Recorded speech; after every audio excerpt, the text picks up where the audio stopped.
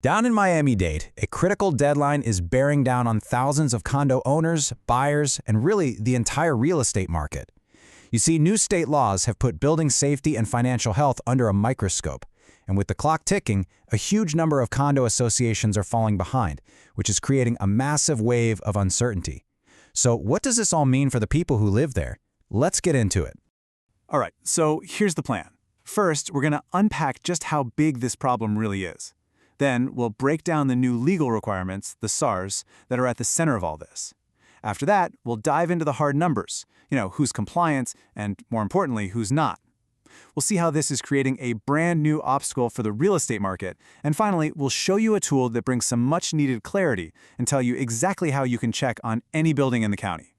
To really get what's at stake here, you have to understand the scale. We're not talking about just a few buildings. This is a huge, fundamental part of Miami-Dade's housing market. So this new legislation, it specifically targets condo buildings that are 3 stories or taller. And in Miami-Dade County alone, that's about 1,653 buildings that now have to meet this strict new set of standards. And inside every single one of those buildings is a community of owners whose financial future is kind of hanging in the balance right now. So what's really at the heart of all this new legislation?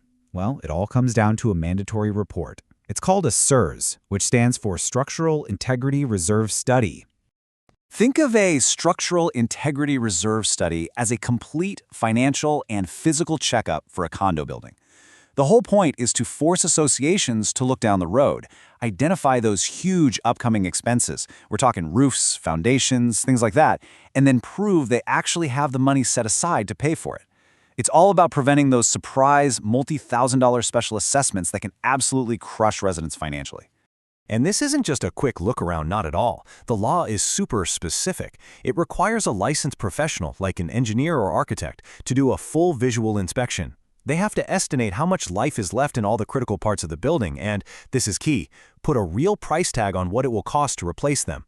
From there, the association has to figure out exactly how much cash they need to save every single year to cover those future costs.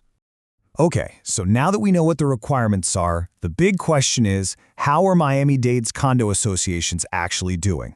Well, an analysis of the official state database from back in April of 2024, it paints a pretty worrying picture.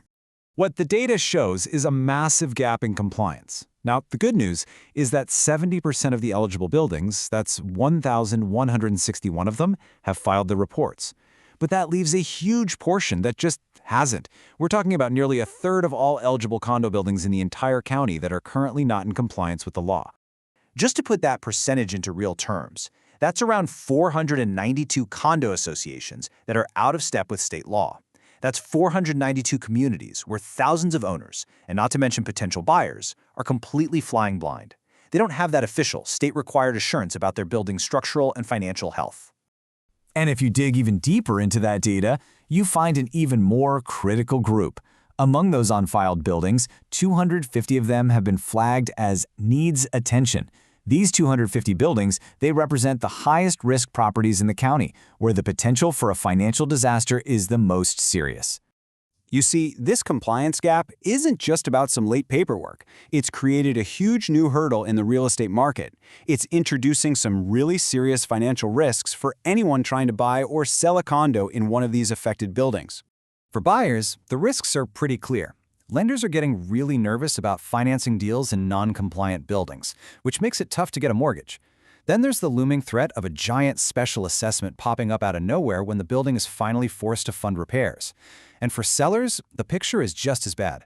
A non-compliant status can make a property pretty much unsellable. It can tank its market value, and it could even open the seller up to lawsuits if they don't disclose the building's problems. So with such high stakes, being able to quickly check a building's compliant status has become absolutely essential. The official state websites can be a real pain to navigate, but a new tool has popped up to help cut through all that confusion. So the big question for any realtor, any buyer, or even a current owner is simple. How can they just cut through the noise and get a straight answer about a specific property? Well, the answer is a really user-friendly public lookup tool. It was designed specifically to check the SIRS compliance status of any building in Miami-Dade, and it takes all that complicated state data and puts it into a simple, searchable format. Now, this resource didn't just appear out of nowhere. It was actually developed by Matthew Krinzman, who's a broker associate with One Sotheby's International Realty. He built this tool to solve this huge industry-wide problem, offering some much-needed clarity to thousands of people trying to figure out this complex new landscape.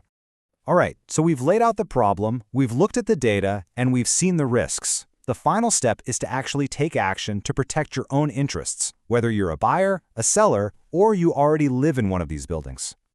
The power to check any building is literally just a click away. The free Miami-Dade SIRS compliance lookup tool is accessible right through the link in the description below. It is the most direct way to get the information you need to make a smart decision. You know, these new laws were designed for a good reason, to protect residents and their investments by making sure these buildings are stable for the long haul. But that protection, it only exists if the associations actually comply. With hundreds of buildings still unfiled, the critical question for anyone in the Miami-Dade condo market is this: is their investment secure? And the only way to find out is to check.